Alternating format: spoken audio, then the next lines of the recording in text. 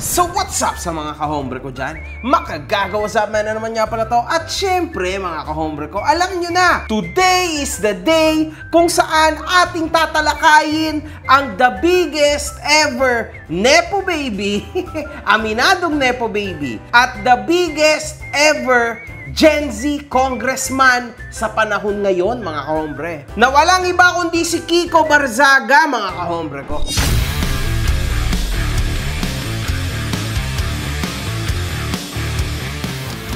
Hinahanap mo ba ako sa Facebook? I-follow mo na ako. Ito ang page ko.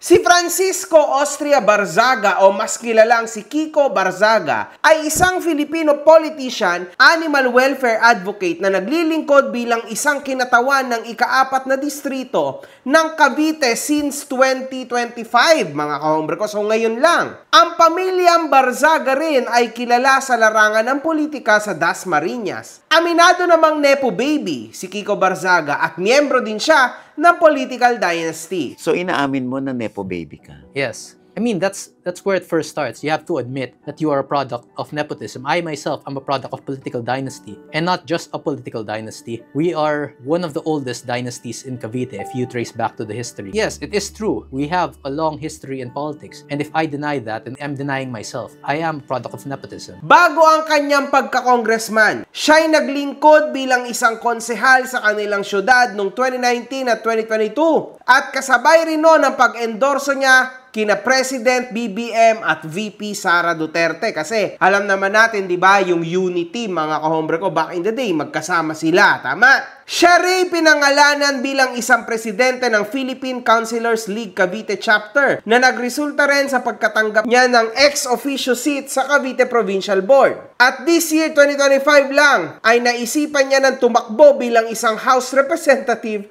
ng ika-4 na distrito ng Cavite upang palitan ng pwesto ng kanyang pumanaw na ama noong 2024. So, mapapansin natin mga kahombre ko na literal nga, tama nga siya na ito ay political dynasty.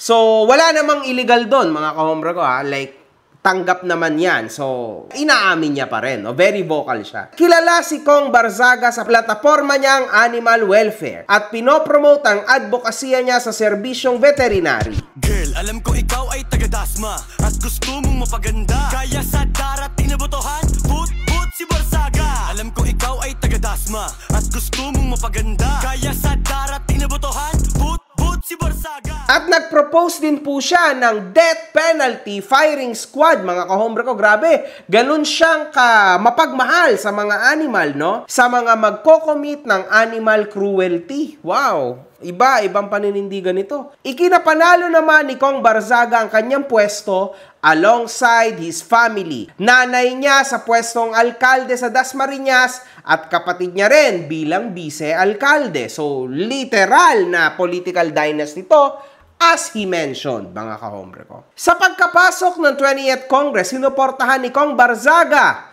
ang pagkabalik muli ni House Speaker Romualdez sa pwesto na pinagkabilangan niya ng majority black. So, in short, kasama niya sila Martin Romualdez. Sa sumunod na araw, si Kong Barzaga ay pinangalan ng House Assistant Majority Leader under House Majority Leader Sandro Marcos. So, in short, boss niya si Sandro Marcos. Ngunit noong September 10, umalis sa NUP si Kong Barzaga pagkatapos akusahan ito ni Deputy Speaker at Party Chairman Ronaldo Puno na sumosolicit ng mga pumirma upang tanggalin si House Speaker Romualdez sa pwesto, mga kahombre ko. In which, tinanggi naman ni Kong Barzaga. Dito rin, sinunurang umalis na si Kong Barzaga sa Majority Black at pagka-assistant majority leader niya upang sumali sa minority black. Yes, I resigned from the NUP in the House Majority, mostly due to internal party conflicts kasi I was implicated in a plot to remove Speaker Romualdez, which I deny. And I actually had no conflict with Speaker Romualdez prior to this. And secondly, nagkaroon kasi kami ng party meeting. It's mostly private things, pero parang di nagustuhan ng ibang kapartido ko yung naging decision ko or yung naging recommendation ko para kay Chairman Puno. Sa nangyayaring issue ng DPWH flood control projects at pagkadawit ng pangalan ng iba't ibang mga politiko, pinagdiinan ni Kong Barzaga ang pagkaimbestiga kay House Speaker Romualdez sa issue na ito. Well, I believe that if anyone should be investigated, the first person to be investigated is House Speaker Martin Romualdez. Why, sir? Why? Bakit po? Because he's now a speaker.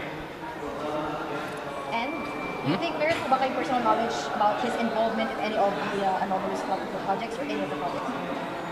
I have some personal knowledge. Can you elaborate, sir? I will not be elaborating that yet. But I'd like for Speaker Romualdez to be speaking in the... I'd like Speaker Romualdez to also be involved in the DPWH hearings.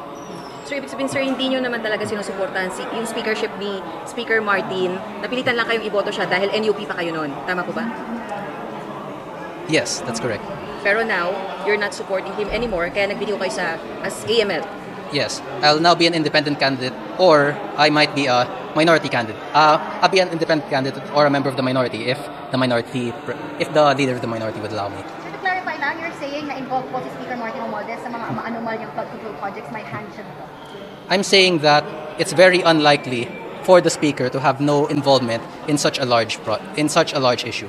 Nagawa niya rin namang magbigay ng mensahe ukol sa pagkadawit ni Alcalde Vico Sotto sa issue. The Romualdez issue is incomparable with Vico Sotto's investigation. I firmly believe that Mayor Vico is a good, honest man that is doing what is best for his city and country. But Tito Sotto's closeness with Romualdez is limiting his options for investigation. So napakatalino po ng talanghaga niya na to, mga kahombre ko. Grabe, ang lalim. Binatikos rin naman ito sina Kong Sandro Marcos, President BBM, President Senate Tito Sotto, at Senator Ping Lacson with Erwin Tulfo sa Facebook ukol sa nasasabing flood control issue. Si Senator Tito Sotto ang protektor ni Martin Romualdez. Si Senator Ping Lacson naman ang protektor ni Senator Tito Sotto as per Kiko Barzag.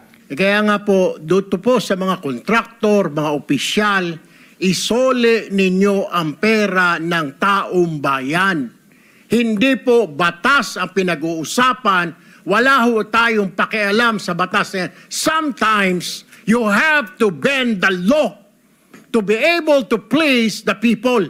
Mas mataas po ang taong bayan sa batas. Am I right, Secretary Remulla? Lahat na lang gagawin ng mga Tulfo para maprotektahan si Romualdez at Marcos. Okay. Noong September 15, 2025, ang NUP ay inanunsyo ang kanilang intensyong mag-file na reklamo laban kay Kong Barzaga. Ganun pa man, ito ngayon ang aming desisyon. We are going to make a motion, our party, to bring this whole issue to the Ethics Committee. Kasi there are a number of things that we feel need to be clarified in terms of proper behavior dito sa Congress, no? Kasi 300 yung members, no? Okay, the first one is a violation of the House Code of Conduct, no? Rule 20, bibigyan namin kayo ng later on, Section 141. The rules provide that, quote, members shall act at all times in a manner that shall reflect credibility on the House by using his verified official social media platforms to disparage government institutions. Representative Barzaga has dragged not only himself but the House into disrepute. Second, a violation of Republic Act No. 6713, Code of Conduct and Ethical Standards for Public Officials and Employees. The law requires that public officials, quotation, act with justness and sincerity, close quote, and refrain from acts contrary to law, good morals, and public policy. Okay, on the contrary, Representative Barzaga's posts display obscene and abusive content and language aimed at undermining public trust in government institutions. Pangatlo, unethical conduct that potentially violate Article 142 of the Revised Penal Code, which is the article on inciting to sedition. Alam mo, nakakalimutan na natin kadalasan. Ano ba itong inciting to sedition na to? No? Siguro, mabuting mapaalala natin sa lahat ngayon what exactly that means, no? Now, itong batas na to, hindi nangyari ito dito sa administrasyon na to. Matagal na ito. In fact, internationally, these are the normal provisions that come in when we talk about inciting to sedition. His posts do more than just insult the government. They invite disaffection and arguably stoke violence and uprising. Words that weaken confidence in lawful authority and stir contempt for government carry the seditious character that is prohibited by our penal laws. Okay, so again, we'll bring it before the Ethics Committee so that we will know what are the standards of behavior with respect to inciting to sedition. Alam mo, ganito ito eh. Sana dito na lang sa sa plenary hall niya, sinabi yung mga gusto niyang sabihin. Di ba? Ang nangyari kasi, linalagay niya sa social media niya, which is actually a public document already, and it is beyond the immunities that we all have here in Congress, di ba? And finally, conduct prejudicial to the best interest of the service, no? The words and conduct of a congressman are not ordinary. They carry weight, authority, and influence, no? Kasi we are elected officials, no? So when spoken responsibly, they can inspire. When spoken recklessly, they can destroy. By weaponizing his official platform to denigrate the government, Representative Barzaga betrayed the dignity of his office and diminished the very institution he is a part of. Sabi nga ng ibang miyembro namin kung sinasabi niya na puro magnanakaw dito, bakit hindi siya mag-resign?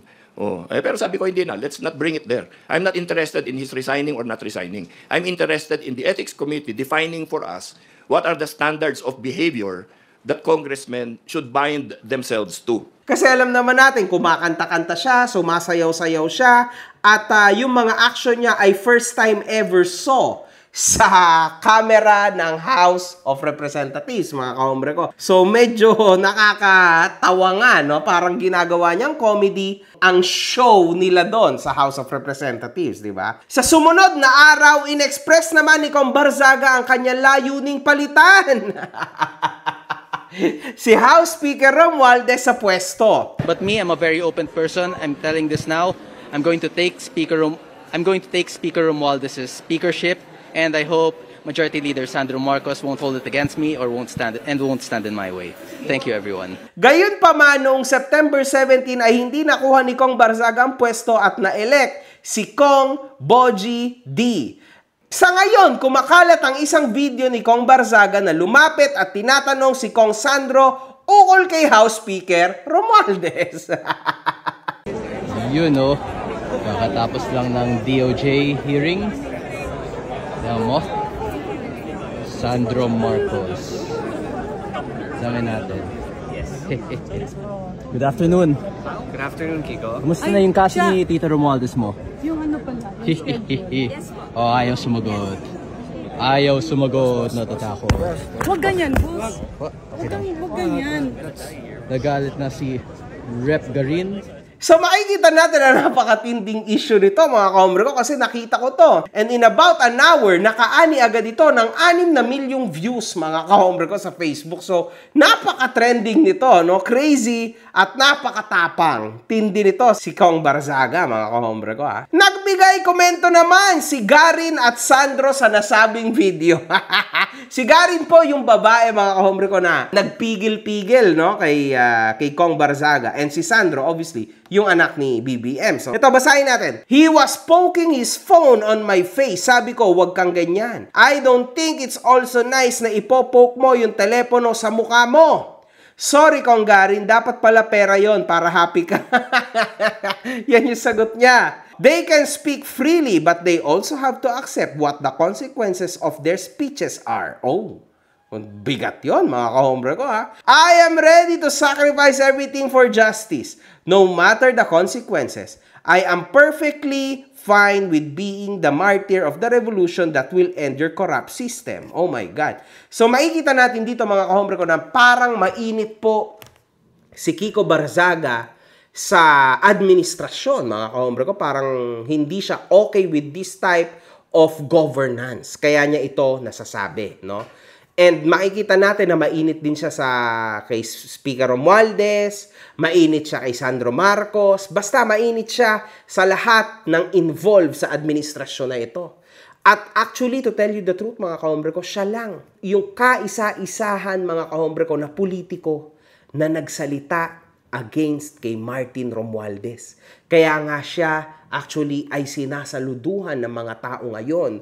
Kasi parang lahat ng mga senador at mga kongresista ay ilap at ayaw pag-usapan itong Romualdez. Hindi ko rin alam bakit nangyari at papaano nangyayari ang mga bagay-bagay na ito. Kasi although nadadawit na siya sa sitwasyon, pero hindi siya binibigyan ng pansin sa Kongreso at sa Senado. At kaya umangat ng matindi si Kong Barzaga ngayon because he's the only one na madalas i-call out si Romualdez, mga kahombre ko, at ang pamilyang Marcos. In short, siya lang ang nag-iisang matapang sa panahon ngayon. Ano bang pwede kong sabihin? He maybe is a good example, pero pwede rin hindi. Meron din siyang mga bagay na alam naman natin dahil syempre sa pagkabata niya, very impulsive siya. Tulad nun, may mali rin naman doon kasi pwede ring makita ng ibang tao na pambabastos yung ginawa niya kay Sandro Marcos. Pero yung sa kabilang banda naman, yung mga haters ng gobernansa ngayon, astig, ganito, ganyan. Pero, syempre, kung titimbangin mo, di ba, mahirap siyang bigyan ng kasagutan. Kasi, pag tulad ko, may masabi lang ako na isa, automatically, bias na ako. Kaya, kumbaga, sinabi ko lang sa inyo, kayo magdesisyon kung sa tingin nyo, sino ang tama, si Com Barzaga ba, na nag-video siya ng ganon sa mukha ni Sandro Marcos, o si Sandro Marcos kasi hindi niya sinagot ang tanong ni Barzaga na very aggressive, mga kahombre ko, kung kamusta naman daw ang kaso ni Tito Romualdez mo. Hindi ko lang alam kung okay yun, no? Pero it's funny, syempre. Yung approach niya kasi sobrang lap trip. Pero, ewan ko mga kahombre ko. Kayo, sa inyo, totoo bang masyado pang bata si Congressman Barzaga para makita natin siyang bayani? Or legitimate nga siyang bayani? Marami ring nagsasabi, mga kahombre ko, no? Na baka daw may sira sa ulo tong batang to, may sapak.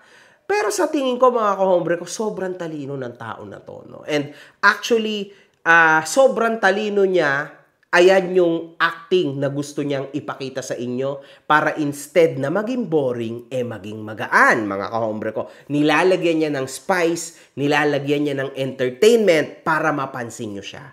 Pero I think ngayon, mga kahombre ko, na napansin na ng lahat. Tingnan nyo, ang sobrang weird niya. Meow dito, meow doon, tas lap trip dito, lap trip doon. Pero mga kahombre ko, tumatatak po ang mga pinagsasasabi niya. So, dun mo makikita na itong ginagamit niya na technique or tactic na ito, mga meow, lap trip, sayaw, kanta, ginagamit niya to, mga kahombre ko, para mapansin nyo siya.